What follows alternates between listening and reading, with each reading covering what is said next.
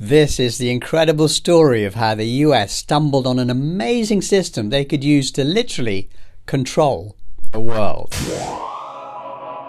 Everything I'm going to tell you is from US records and is not disputed. In early 1948, the US government noticed that a democratic election was scheduled in Italy for April the 18th. Citizens were expected to elect the Popular Democratic Front, a people-oriented party with roots in socialism. Now, Washington was worried. This meant that Italy was thus likely to lean to the east rather than the west.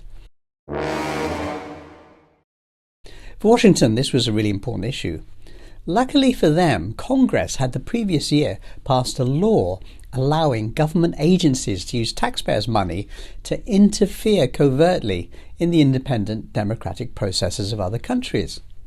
Planning began immediately. In a masterstroke, the CIA decided to launch a clandestine operation using the labels freedom and democracy to subvert the free democratic process in Italy. Nice little joke there. The planners were incredibly smart. The four-part system they developed would become a model for US secret interference in the politics of other countries for the next 70 years. And it would allow them control of the world, literally. The first tool was fearmongering. They used Western journalists to tell everyone that what appeared to be a democratic election was something very different. Italy was in danger and even on the brink of catastrophe, to use the words of Time magazine. Defeat in the April elections will be a disaster for Western Europe, the New York Times said. The second tool was labelling. The US launched a secret propaganda campaign attacking the politicians they wanted defeated by labelling them pro-communism or pro-Kremlin. To do this, the US used independent media, plus the media it directly controlled, like the Voice of America.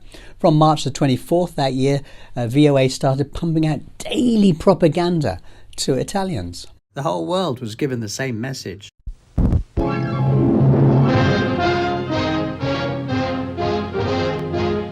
Italy stands at the crossroads of history as her millions of qualified voters stream to the polls to determine whether she shall remain a free republic or sink silently behind the Iron Curtain in the gray zone where slave nations are governed by Moscow's will. The third tool was money. The US provided heavy funding to US-friendly groups in that country. We had bags of money that we delivered to selected politicians, CIA operative F. Mark Wyatt later admitted. Now, journalists did not report the US funding, either because they didn't know about it or they chose not to. The fourth tool was projection. The CIA got journalists to print fake news that the Soviet Union was providing heavy funding to the Popular Democratic Front. Projection is when you take a series of immoral and or illegal actions and then get the media to assign those offences to the other side.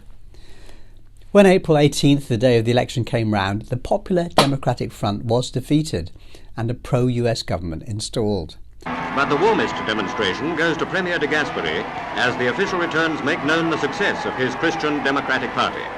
With a coalition majority assured against the communists, Italy has cast her vote for freedom. The system was a huge success from Washington's point of view. What the world saw was an apparently democratic election. But it was really the opposite. Italy lost its freedom. But the world was told Italy stays free. Now, 2 weeks later in Washington, D.C., George Kennan wrote a top-secret memo about the successful launch of a system of media-based hybrid control of humanity around the planet. He called it the inauguration of organized political warfare. This document specifically mentioned the spreading of positive or white propaganda about the West and the employment of black psychological warfare.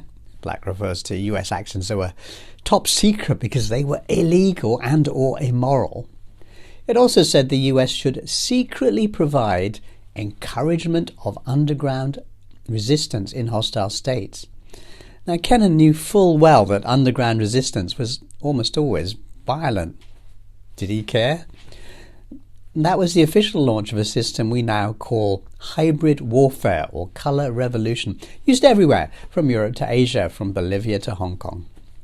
Meanwhile, the CIA would later boast that it had used the system to secretly control the outcome of the free democratic elections in Italy for 24 years. The hybrid warfare system is now used around the world to conduct regime change operations and plant US-friendly leaders globally. The most recent example is the Philippines.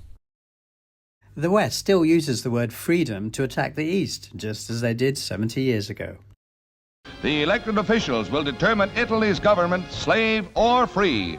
But as 29 million Italians face their grave responsibility, returns indicate a sweeping victory for the forces of freedom.